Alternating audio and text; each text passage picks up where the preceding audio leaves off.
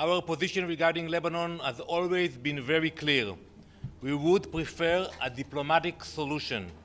We are entirely focused on achieving our objectives, which in the north is the return of our displaced citizens who have become refugees in their own country, back to their homes, back to their schools, back to their families.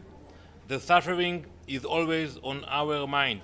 If diplomacy fails to return our residents to their homes, then we will use all means at our disposal in accordance with international law to achieve our aims. And we will continue to target terrorists. But all of this can stop immediately. Once Hezbollah will stop firing missiles and rockets into our civilian communities, there will be no cycle of violence in the region.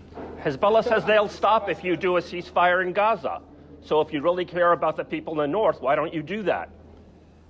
The linkage that Iran decided to do between Hezbollah and Hamas, holding the people of Lebanon hostage, that's something which I'm not familiar with.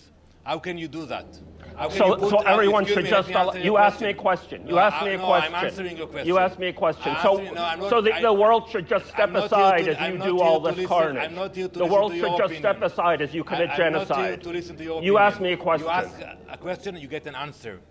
The linkage that the Iranian regime did between Hezbollah and Hamas, holding the Lebanese people hostage, that's not done.